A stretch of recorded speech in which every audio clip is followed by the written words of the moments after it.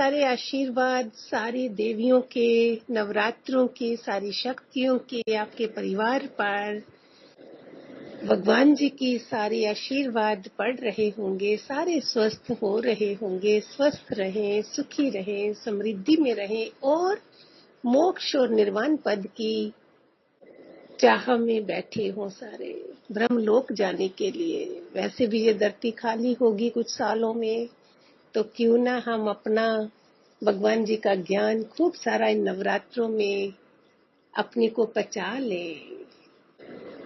दादा भगवान के कुछ पॉइंट्स थे, वाणी थी, ज्ञान की खूबी है कि जब तक दुनिया में रहता है हर हालत में आनंद में रहता है। जब हम सत्संग में नहीं थे, भगवान जी के ज्ञान में नहीं थे, तो हम कैसे थे?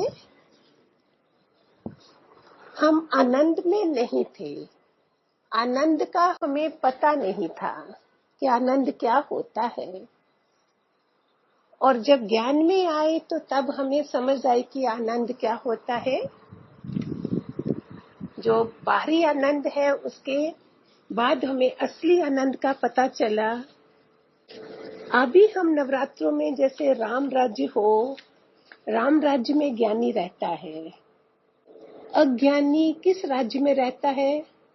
अपने घर को तीर्थ नहीं बनाता है।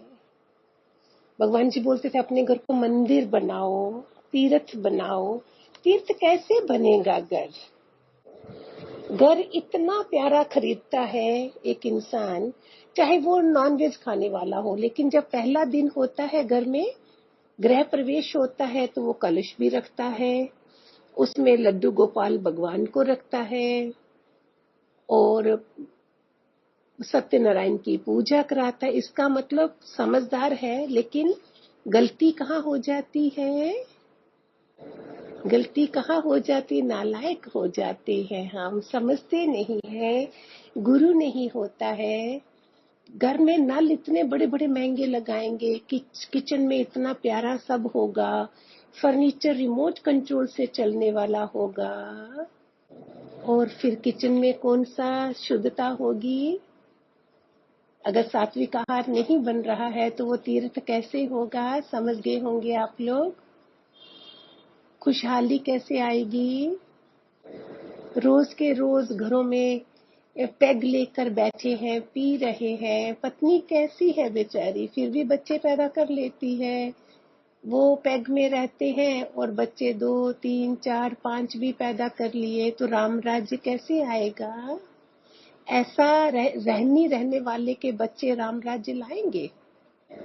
गुरु नहीं मिला था कोई। गुरु मिलने के बाद हर घर में राम राज्य हो जाता है, क्योंकि एक भी बल्ब जग जाता है। एक जना सत्संग में आता है, गुरु उसके पूरे परिवार को सात्विक राम राज्य निकलवा देता है उनके घर में। जैसे कोई ब्राह्मण पंडित है, गुरु की महिमा है, इन लोगों में अगर सात्विकता नहीं हो तो वो क्या होगा? उससे सात्विक तो पवित्रता नहीं आएगी। वो खुद कितना अभ्यास में होता होगा। अगर आज दादा भगवान जी का अभ्यास नहीं होता, सपोज ऐसे ही होते, तो हमें ये ज्ञान लगता? आज कैसे है? क्योंकि उनकी अपनी कितनी तपस्या है। त्रिकाल संध्याएं कर करके करते होंगे, रखते होंगे, एक भी मिनट वेस्ट नहीं होता होगा। कितना डर भी चाहिए हमें गुरुओं का। तभी पंडित लोग, ज्योतिषी लोग सब डराते हैं, तुम्हें शनि की 60 है, तुमको ये है, ताकि वो क्या करता है? शुभ कर्म शुरू कर देता है, तीर्थ स्थानों में जाना शुरू कर देता है, सत्कर्म करता है, पवित्रता में रहता है, गंगा के किनारे रहता है अपना काम। इसलिए डर का भी होना, बाप से, आप से, गुरु से डरना कितना जरूरी है।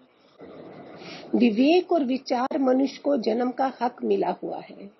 कैसा भी पापी अपराधी दुखी हो तो भी पार हो सकता है, कोई भी रुकावट नहीं है। हर एक अपना उद्धार करे, युगे युगे अवतार आते हैं, किसी न किसी को तार जाते हैं, कई मुक्त हुए हैं, सतगुरु की जरूरत है ना। दादा भगवान का ही बीच में पॉइंट्स है। निष्काम की कदर तुम्हें नहीं है, हाजिर सुख माया के हैं, पर ज्ञान का आनंद आखिर में मिलता है। थोड़ा वक्त देने से थोड़ा आनंद मिलता है, ज्यादा वक्त देने से ज्यादा मिलता है। कितने फायदे हुए हैं इस जीवन पर मुक्ति हासिल करने के लिए। अर्जुन की तरह पार पहुंचने की अक्ल कितनी थोड़े जनों को आई है। दूसरे आलस में जीवन बर्बाद कर रहे हैं।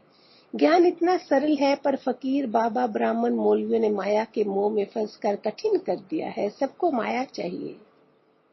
गुरु जिसके अंधले, चेले अंध व अनन, काचे गुरु ते मुक्त न होए। पूरे गुरु का सुन उपदेश, तो पर ब्रह्मा निकट कर देख। सो प्रभु दूर नाही, सो तू है। कृष्ण ने कहा है, उत्तर प्रश्न करने के सिवाय ज्ञान अंदर में नहीं बैठेगा। शर्म ज्ञान में शोभा नहीं देती, शर्म ज्ञान में शोभा नहीं देती। इसलिए सत्संग में बोलते, हिम्मत है तो सबके सामने बोलो। वासुदेव सरव, द्वैत के सब काम छोड़ दो। कस नहीं खाओ, एकदम आत्मा में लीन हो जाओ। तुम सीख कर, समझ कर फिर औरों को तारो। हमेशा भगत और गुलाम होकर नहीं रहो। आजादगी का ज्ञान है। Man is a man when he is free. अज्ञान में फंस गए हैं। अज्ञान में इतने सुंदर घर सब बनाए, लेकिन घर को तीर्थ नहीं बनाया। फिर बाहर तीर्थों में जाना पड़ता है हमें। भगवान जी ने सबके घर मंदिर राम राज्य वाले बना दिए। अभी लोग राम कथा सुन रहे हैं अभी नवरात्रों में, और हमारे घर राम राज्य बन गए हैं।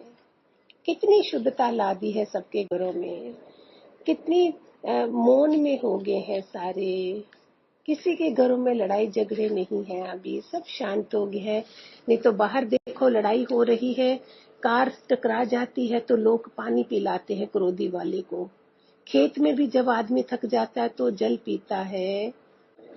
थोड़ी सी घर में धूल हो जाए तो पानी छिड़कने से धूल ठीक हो जाती है।